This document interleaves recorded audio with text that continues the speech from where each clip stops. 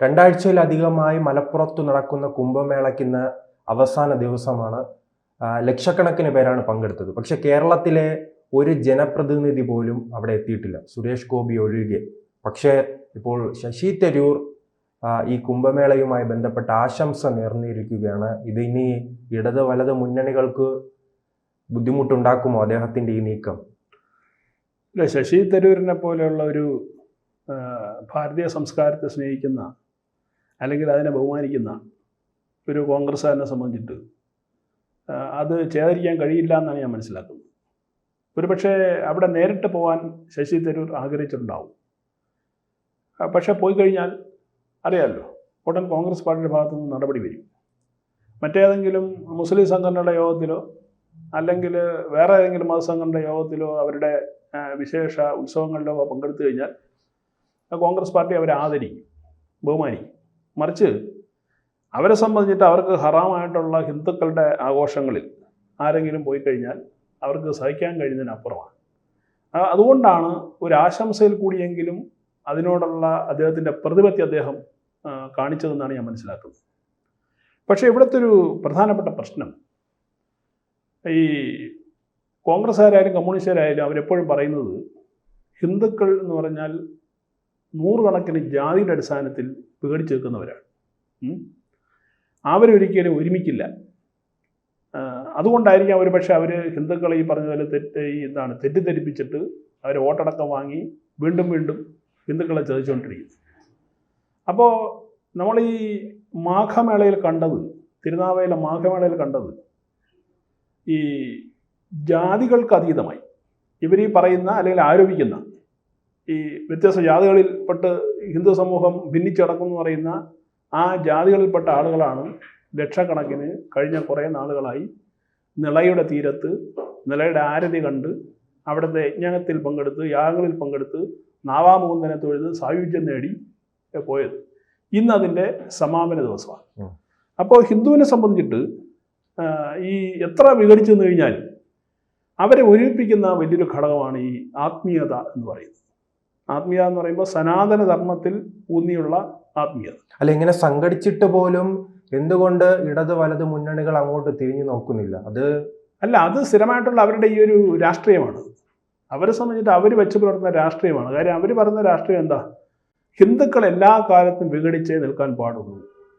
അവർ unite ചെയ്ത് കഴിഞ്ഞാൽ ഒരു പക്ഷേ BJP അതിൻ്റെ നേട്ടം കൊണ്ടുപോയിരിക്കും എന്നുള്ള ഭീതി ഇരുകൂട്ടർക്കുണ്ട്. പ്രത്യേകിച്ചും BJP ശക്തിപ്പെട്ടതിന് ശേഷം, മോദി അധികാരത്തിൽ വന്നതിന് ശേഷം. അപ്പോൾ അത്തരത്തിലുള്ള അവസരം അവർ കൊടുക്കേണ്ടതില്ല. നാം അതിനെക്കുറിച്ച് ചർച്ച ചെയ്യുമ്പോഴും മറ്റു കാര്യം പരിശോധിക്കണമല്ലോ. മുൻകാലങ്ങളിലാണ് ഇത് വലിയ വിമർശനത്തിന് ഇരയാകുമായിരുന്നു. ഈ സംഭവവുമായി ബന്ധപ്പെട്ട് മൗനമാണ്. അതൊരു കേരളത്തിന്റെ രാഷ്ട്രീയ കാലാവസ്ഥ മാറി ഒരു ഐക്യപ്പെടൽ ഉണ്ടാകുന്നു, അതുകൊണ്ട് ഞങ്ങൾ മൗനത്തിലേക്ക് പോകാമെന്നായിരിക്കുമോ ഇടത് വലത് മുന്നണികളുടെ തീരുമാനം? അല്ല, ഒരിക്കലും അല്ല. അവരെന്തുകൊണ്ട് മൗനത്തിൽ വന്നു ചോദിച്ചാൽ തെരഞ്ഞെടുപ്പ് കാലഘട്ടമായതുകൊണ്ട് മാത്രമാണ്. ഇല്ലെങ്കിൽ അവർ വളരെ ക്രൂരമായിട്ട് ആക്രമിച്ചേനെ ഈ പരിപാടി, എന്തെങ്കിലുമൊക്കെ അവിടെ അലമ്പുണ്ടാക്കാൻ ശ്രമിച്ചേനെ. പക്ഷേ ഇപ്പോൾ ഏതാനും മാസങ്ങൾക്കുള്ളിൽ കേരളത്തിൽ തെരഞ്ഞെടുപ്പ് നടക്കുന്നതിൻ്റെ കാരണം കൊണ്ട് മാത്രമാണ് ഇവർ മൗനി ബാബമാരായിട്ട് നടക്കുന്നത്. അത് മുസ്ലിം ലീഗ് ആയാലും ശരി, കോൺഗ്രസ് ആയാലും ശരി, CPM ആയാലും ശരി. പക്ഷേ ഈ മൗനം നാളൊരു കാലത്ത് ഹിന്ദുക്കൾക്ക് തന്നെ ഒരുപക്ഷെ പാരയായി വന്നുകൂടുകയില്ല. അതാണ് ചരിത്രം നമ്മെ പഠിപ്പിക്കുന്നത്. ഇവിടെ ഈ നേരത്തെ ശ്രീത് സൂചിപ്പിച്ചല്ലോ, പഞ്ചായത്ത് മെമ്പർ മുതൽ ആരും വന്നില്ല എന്നുള്ളത്. അത് വളരെ വാസ്തവമാണ്. ഒരു പഞ്ചായത്ത് മെമ്പറുടെ സഹായം ഇല്ലാതെ വളരെ പെട്ടെന്ന് ഓർഗനൈസ് ചെയ്ത ഒരു സംവിധാനമാണ് ഈ മാഘമഹാമേള എന്ന് പറയുന്നത്. പലതരത്തിൽ അതിനെ തടസ്സപ്പെടുത്താൻ ഭരണകൂടം ശ്രമിച്ചു. പക്ഷെ അതിനെ അതിജീവിക്കാൻ കഴിയും. ആദ്യത്തെ 1-2 ദിവസങ്ങളിൽ ഏതാണ്ട് 1000-ഓളം ആളുകൾ മാത്രമാണ് അവിടെ വിസിറ്റ് ചെയ്തത്. കാരണം എന്താണ് എന്ന് ഒരുപക്ഷെ ജനങ്ങൾക്ക് അറിയില്ല. കാരണം ഇതൊരു 270 വർഷം മുമ്പ് നടന്നൊരു സംവിധാനമാണ് ഈ മാഘമഹോത്സവം എന്ന് പറയുന്നത്. ബ്രഹ്മദേവൻ്റെ യാഗം കൊണ്ട് പുണ്യമായ ഭൂമിയാണ് തിരുനാവായ എന്ന് പറയുന്നത്. ആ തിരുനാവായയിലും നിളാനദിയിലും ഭാരതപ്പുഴ എന്ന് നമ്മൾ വിശേഷിപ്പിക്കുന്ന ഈ തിരുനാവായയുടെ മണൽപ്പരപ്പിലും ലക്ഷക്കണക്കിന് ആളുകൾ തടിച്ചുകൂടി എന്ന് പറയുന്നത് ഞാൻ നേരത്തെ പറഞ്ഞ ഈ ഹിന്ദുക്കളെ ഏകോപിപ്പിക്കുന്ന ആത്മീയതയാണ്. അവിടെ ജാതിയില്ല, വർണ്ണവർഗ വ്യത്യാസങ്ങളില്ല, സാമ്പത്തികമായ ഉച്ചനീചത്വങ്ങളില്ല. അവിടെ അവരെല്ലാ പേരും ഒരുമിച്ച് ചേരുന്നു എന്നുള്ളതാണ് ഏറ്റവും വലിയ വിശേഷത. കഴിഞ്ഞ ഇടക്കാലത്ത് കുറേ കാലം ഹിന്ദുവിനെ പറ്റിയൊരു അബദ്ധം എന്താണെന്നറിയും, നമ്മൾ ആഘോഷങ്ങൾക്ക് പ്രാധാന്യം നൽകി. ഇപ്പോൾ ക്ഷേത്രങ്ങളായിട്ട് ബന്ധപ്പെട്ടാണല്ലോ നമ്മുടെ ഈ പ്രധാനപ്പെട്ട സാംസ്കാരികം നിൽക്കുന്നത്. അവിടെ ആഘോഷങ്ങൾക്ക് പ്രാധാന്യമുണ്ട്. അതായത് ഈ വലിയ ഗാനമേളകൾ, അതുപോലെ തന്നെ ഈ ഡാൻസ്, ഡപ്പാങ്കൂത്ത് ഡാൻസുകൾ, സിനിമാറ്റിക് ഡാൻസ് മുതലായ സംഭവങ്ങൾ ക്ഷേത്ര കലകളുടെ സ്ഥാനത്ത് അവയെ കൈയടക്കി. അവിടെയാണ് വേടനെ പോലെയുള്ള ഈ കുഴപ്പക്കാരും കടന്നുകൂടിയത്. അവിടെ നിന്നാണ്, ആ ആഘോഷങ്ങളിൽ നിന്നാണ് മലയാളത്തിലെ ഹിന്ദുക്കൾ ആത്മീയതയിലേക്ക് ഒരു പരകായ പ്രവേശം നടത്തുന്നത്. അതിന് സഹായിച്ച വലിയൊരു സംരംഭമായിരുന്നു ഈ മാഘമഹാമേള എന്ന് പറയുന്നത്. ആദ്യകാലത്ത് അതിൻ്റെ ആചാരനായിട്ടുള്ള മഹാമണ്ഡലേശ്വരായിട്ടുള്ള ആനന്ദവനം ഭാരതി മഹാരാജിനെ അധിക്ഷേപിക്കാനും കളിയാക്കാനും ശ്രമിച്ച പലരും ഇന്ന് കഴിഞ്ഞ ദിവസങ്ങളിൽ അവിടെ പോയി അദ്ദേഹത്തിൻ്റെ കാൽ തൊട്ട് വണങ്ങുന്ന കാഴ്ച നമുക്ക് കാണാൻ കഴിഞ്ഞു എന്നുള്ളതാണ്. അത് വലിയൊരു മാറ്റമാണ്. അതായത് ആത്മീയമായപ്പോൾ ശശി തരൂരിനെ പറഞ്ഞിരിക്കുന്നത് എന്താ, ഇത് നമ്മുടെ സാംസ്കാരിക നവോത്ഥാനത്തിൻ്റെ ഒരു സൂചനയായിട്ട് കാണണം എന്നാണ് പറയുന്നത്. ശരിയാണ്.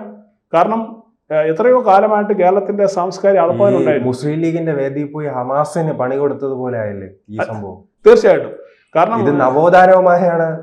കാരണം ഇദ്ദേഹത്തിന് വോട്ട് ചെയ്യുന്നവർ മുഴുവൻ പറയുന്നത് നഗ്ന സന്യാസിമാർ അവിടെ ഭാരതപ്പുഴ മലിനമാക്കാൻ വരുന്നു എന്നാണ് പറയുന്നത്. അതിനിടയിലാണ് ഇദ്ദേഹം പറയുന്ന നവോത്ഥാനമായി. അല്ല, ഈ നവോത്ഥാന വാക്കിനെ തന്നെ വിഭജിച്ചവരാണ് കമ്മ്യൂണിസ്റ്റുകൾ. എന്താണ് നവോത്ഥാനം എന്ന് കൃത്യമായിട്ട് മനസ്സിലാക്കാൻ കഴിയാതെ ഇവർ ധരിച്ചു വെച്ചിരിക്കുന്ന നവോത്ഥാനം എന്ന് പറയുന്നത് ഹിന്ദുക്കളെ ചവിട്ടിത്തേക്കുകയും മറ്റു മത സമൂഹങ്ങളെ അവർക്ക് മേലെ കൊണ്ടുവരികയും ഹിന്ദുവിൻ്റെ ആചാരങ്ങളെയും സംഹിതകളെയും അവൻ്റെ പൈതൃകത്തെ ഇല്ലാതാക്കുക എന്നുള്ളതാണ് അവരുടെ സംബന്ധിച്ച് നവോത്ഥാനം. പക്ഷേ യഥാർത്ഥ നൂറ്റാണ്ടുകൾ, പതിനായിരക്കണക്കിന് വർഷങ്ങൾ പാരമ്പര്യമുള്ള ഭാരതത്തിൻ്റെ നവോത്ഥാനം എന്ന് പറയുന്നത് നമ്മൾ കഴിഞ്ഞ ദിവസങ്ങളിൽ ജനതാമയിൽ കണ്ടതാണ്. നവോത്ഥാനം എന്ന് പറയുന്നത് നിങ്ങൾക്ക് എത്രത്തോളം ഈ പറഞ്ഞതുപോലെ വ്യത്യസ്തതകളുണ്ടെങ്കിലും ഇതിനെല്ലാം കൂട്ടിയിണക്കുന്ന ഒരു ഘടകമാണ് ഈ ആത്മീയത എന്ന് പറയുന്നത്. അതുകൊണ്ടാണ് തമിഴ്നാടടക്കം ഇന്ത്യയുടെ മറ്റു പല സംസ്ഥാനങ്ങളിൽ നിന്നും പിന്നീടുള്ള ദിവസങ്ങളിൽ തിരുനാവായയിലേക്ക് ആളുകൾ ഒഴുകാനുള്ള കാരണം. ഇനി പുതിയൊരു സംരംഭത്തിൽ 2028 ഇത് വീണ്ടും നടക്കുമ്പോൾ ഇതായിരിക്കില്ല സ്ഥിതി. അവിടെ പോയ ജനങ്ങളൊക്കെ പറയുന്നത്, കഴിഞ്ഞ ദിവസങ്ങളിലൊക്കെ പോയവർ പറയുന്നത്, അവർക്ക് സൂചികുത്താൻ ഇടമില്ലാത്ത വിധം അത്ര ജനങ്ങളായിരുന്നു എന്നുള്ളതാണ്. അപ്പോൾ എന്തുകൊണ്ട് ഇവർ ഈ മുസ്ലിങ്ങൾക്ക് തീറെഴുതി കൊടുത്ത മലപ്പുറം ജില്ല എന്നാണല്ലോ അതിനെ വിശേഷിപ്പിക്കുന്നത്. EMS എഴുതി കൊടുത്താണല്ലോ ഈ മലപ്പുറം ജില്ല മുസ്ലിങ്ങൾക്ക് വേണ്ടിയിട്ട് കമ്മ്യൂണിസ്റ്റ് പാർട്ടി കൊടുത്തതാണ്. അപ്പോൾ അവിടെ ഇത് ഈ മുസ്ലിം സമുദായം അവിടെ ഉണ്ടെങ്കിലും അവരവിടെ സമാനമായിട്ട് ജീവിച്ചോട്ടെ, പ്രശ്നമില്ല. പക്ഷേ അവിടെ ഹിന്ദുവിൻ്റെ സ്വത്വങ്ങൾ, അവൻ്റെ അടയാളങ്ങൾ നശിപ്പിക്കാൻ ഒരു കാരണവശാലും അനുവദിക്കില്ല എന്നുള്ളതിൻ്റെ ഒരു സൂചനയും കൂടിയാണ് ഈ ഒഴുകിയെത്തിയ ജനക്കൂട്ടം എന്ന് പറയുന്നത്. ഈ കേരളത്തിൽ നിന്നുള്ള സുരേഷ് ഗോപി സന്ദർശിച്ചു, ശശി തരൂർ പിന്തുണ നൽകി.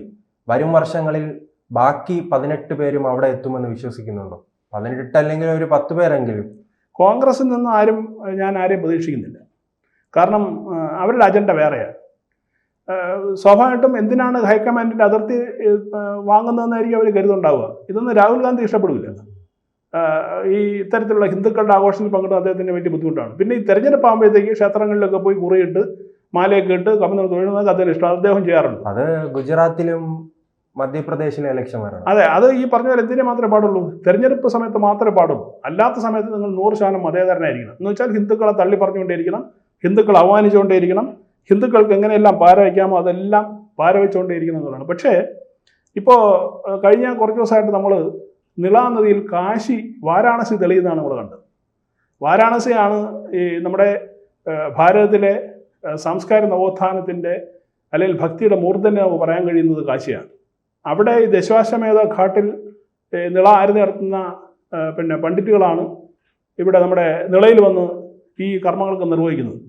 അപ്പോൾ കാശിയിൽ പോകാൻ കഴിയാത്ത, ഇത് കാണാൻ കഴിയാത്ത ആളുകൾക്ക് ഇവിടെ മന്ത്രധ്വനിയുടെ സഹായത്തോടുകൂടി പുണ്യസ്നാനം ചെയ്യാനും അതോടൊപ്പം നിളാരതി കണ്ട് സായുജ്യപ്പെടാനുള്ള അവസരം ഉണ്ടായെന്ന് പറയുന്നത് പൊതുവെ ഈ ഹിന്ദു സമാജം ഒരുമിച്ചതുകൊണ്ട് മാത്രമാണ്. ഈ ഒരുമ മറ്റ് പല മേഖലകളിലും ഹിന്ദുക്കൾ നിലനിർത്തുകയാണ് എങ്കിൽ നമ്മൾ ശബരിമലയിൽ കണ്ടോ കൊള്ളയടിക്കാനൊന്നും ഒരുത്തനും ധൈര്യപ്പെടില്ല എന്നുള്ളതാണ്. നമ്മുടെ ക്ഷേത്രങ്ങളെല്ലാം സുരക്ഷിതമായിരിക്കും, അവിടുത്തെ ഭഗവാന്റെ സമ്പത്ത് സുരക്ഷിതമായിരിക്കും.